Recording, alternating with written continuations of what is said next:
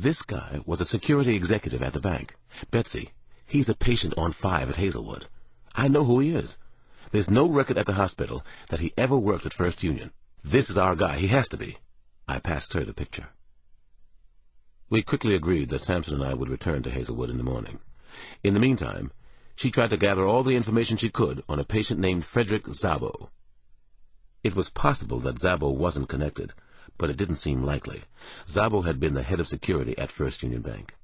He was a tall, bearded patient at Hazelwood. He fit Brian McDougall's description. His psychiatric profile included recurring paranoid fantasies against Fortune 500 companies. The most telling evidence was that the hospital's records didn't show that he had worked at First Union. Supposedly, Szabo had been an out-of-work drifter since Vietnam. Of course, we now knew that he'd been lying about those years. According to his psychiatric profile, Szabo had a paranoid personality disorder. He had a severe distrust of people, especially business people, and believed that they were exploiting and trying to deceive him. He was sure that if he confided in someone, the information would be used against him. He showed up at Hazelwood 3 years before the robberies, and a year after he had been let go at First Union. During his frequent stays at Hazelwood, he was always cold and aloof. He never made a friend, but he basically seemed harmless to others, and he had grounds and town privileges most of the time. His mistrustfulness made treatment at the hospital difficult, if not impossible. He had been in and out of Hazelwood 4 times in the past 18 months. Had the Veterans Hospital been a front for his other activities? Had he chosen Hazelwood as his hideout? And most puzzling of all, why was he still there? On Monday morning, I went to work at Hazelwood again. I was outfitted in an overhanging white shirt and corduroy pants that were loose enough to hide the holster strapped onto my leg. Frederick Szabo proceeded to do nothing to attract suspicion or reveal himself in any way. For 3 days straight, he never left the ward. He slept a lot in his room. He occasionally worked on an old Apple laptop. Late on Wednesday, after the work shift, I met up with Betsy inside the hospital's administration building. She was clearly as frustrated as I was. He's worked on his master plan for at least 3 years, right? Presumably, he has $15 million stashed somewhere. He's killed a lot of people to get it. Now he's sitting on his ass in Hazelwood? Give me a break. I told her what I thought about Szabo. He's extremely paranoid. He's psychopathic. He may even know we're here. Maybe we should pull back from the hospital. Do surveillance from the outside. He has his full grounds and town privileges. Szabo can come and go as he likes. But he doesn't go anywhere. He's a 50-year-old slacker. Betsy, I know. I've been watching Szabo sleep and play games on the internet for 3 days. She snorted out a laugh. So he's pulled off 5 perfect crimes that we know of, and now he's retiring to the farm? Yeah, the funny farm, I said. Want to hear about my day? She finally asked. I nodded. Well, I visited First Union, and I talked with everyone I could find who was there when Szabo was at the bank. He was considered very dedicated, actually, but he was wound tight about efficiency and doing the right thing exactly the right way. Some of the others used it to mock him. Mock him? In what way, I asked. Szabo had a nickname, Alex. Get this. It was the Mastermind. The name was a joke. Well, I guess he's turned the joke around. The strangest thing happened the following morning. Szabo was passing me in the hall, and then he rubbed against me. He managed to look flustered, and he apologized for supposedly losing his balance. But I was almost certain he had done it on purpose. Why?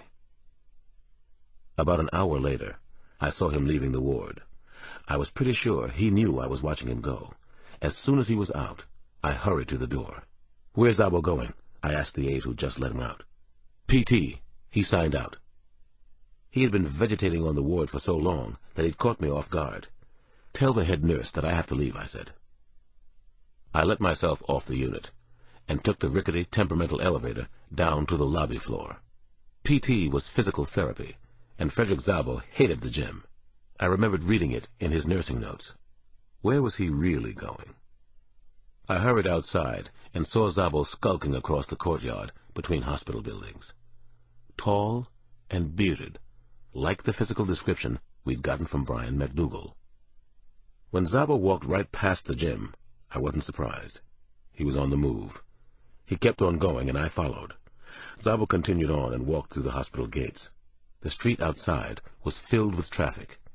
He walked due south, not a care in the world. He hopped into a cab a couple of blocks from the hospital. There were 3 of them parked in front of a Holiday Inn. I hurried to one of the other cabs, got in, told the driver to follow.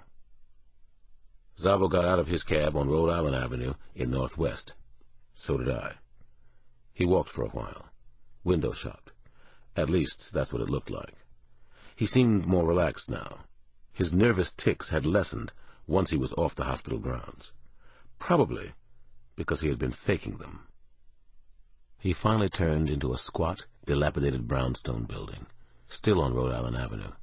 The basement floor was a Chinese laundry. A. Lee. What was he doing in there? Was he skipping out a back door? But then I saw a light flash in the second-floor window. Szabo crossed past it a few times. It was him, tall and bearded. My brain was starting to overload with possibilities. No one at Hazelwood knew about Szabo's apartment in D.C.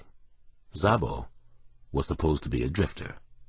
Hopeless, harmless, homeless. That was the illusion he'd created.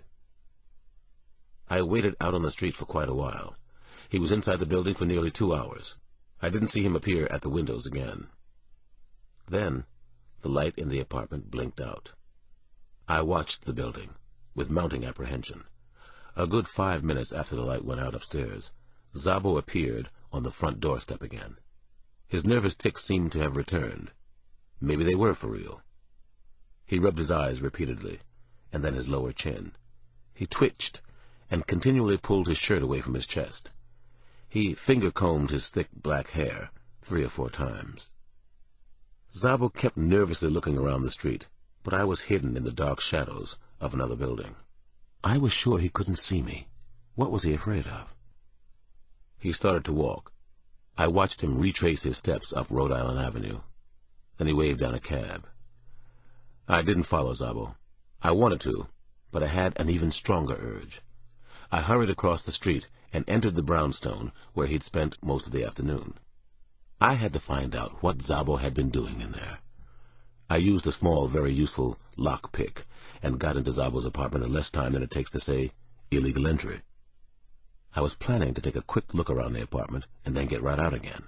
I doubted he'd leave evidence linking him to the Metro Hartford kidnapping or any of the bank jobs. I needed to see his place, though.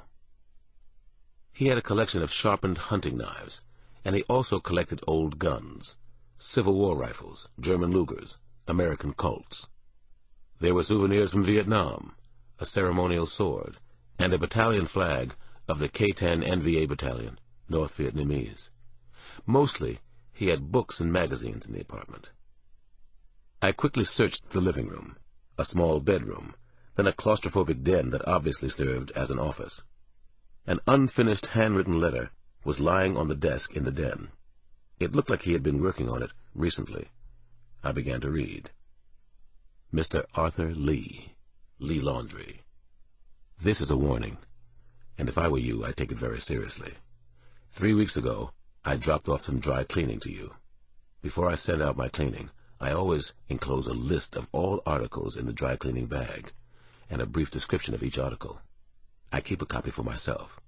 The list is orderly and efficient.